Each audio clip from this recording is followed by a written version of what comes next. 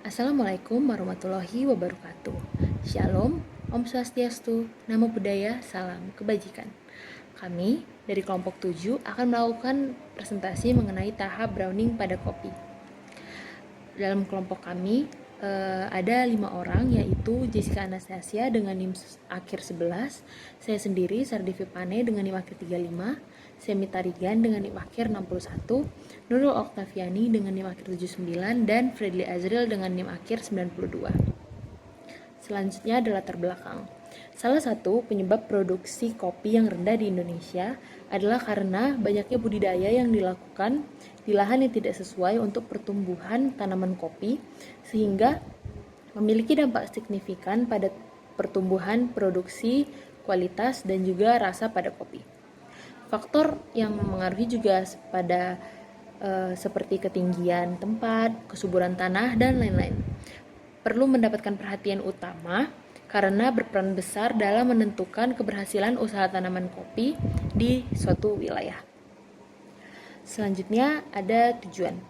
Tujuan dilakukannya penelitian ini adalah untuk mengekstraksi dan mensintesis informasi dari beberapa artikel ilmiah mengenai sistem produksi dan juga pengolahan dengan menetapkan opsi penelitian masa depan dengan pendekatan yang berkelanjutan.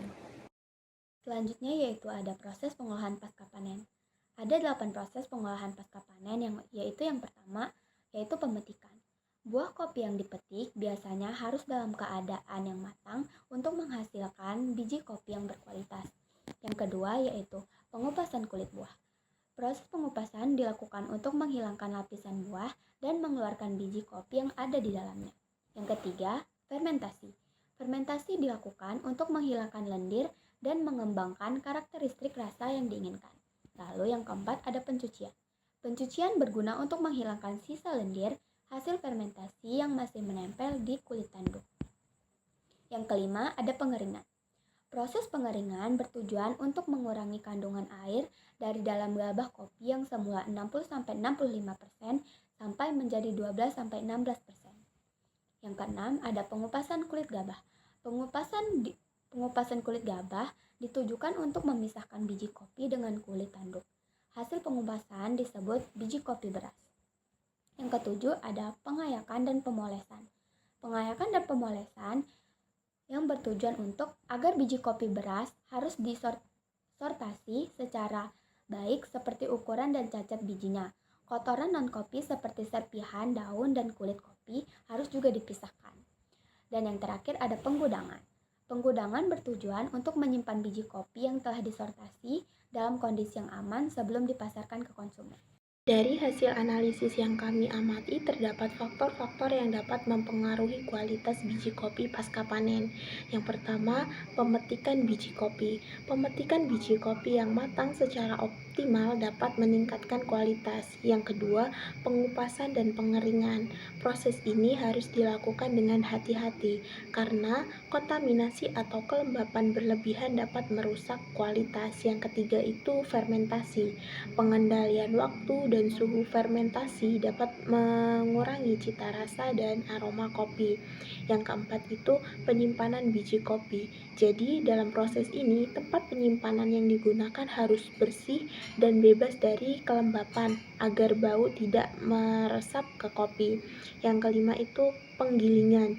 Gilingan yang tepat untuk metode penyeduhan tertentu dapat meningkatkan ekstraksi cita rasa. Yang keenam itu pada pemanggangan. Proses pemanggangan biji kopi pada suhu dan durasi tertentu dapat memberikan karakteristik rasa dan aroma yang unik.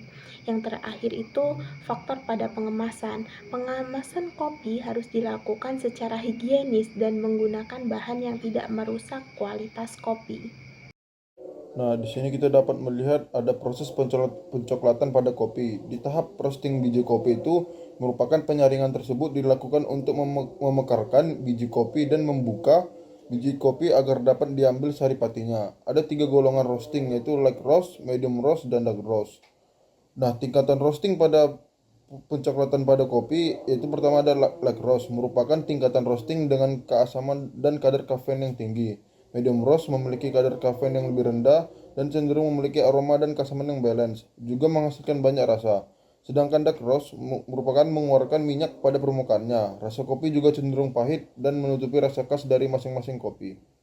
Pengaruh bahan terhadap mutu.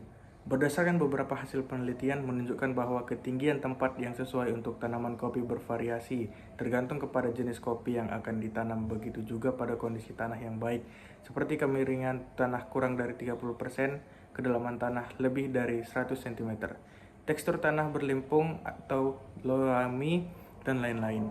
Jadi jenis kopi yang ditanam memiliki pengaruh besar terhadap kualitas biji kopi. Adapun kesimpulan yang dapat kita ambil adalah kondisi tanah dan iklim mempunyai peran yang sangat besar terhadap pertumbuhan, produksi, mutu, dan cita rasa dari tanaman kopi.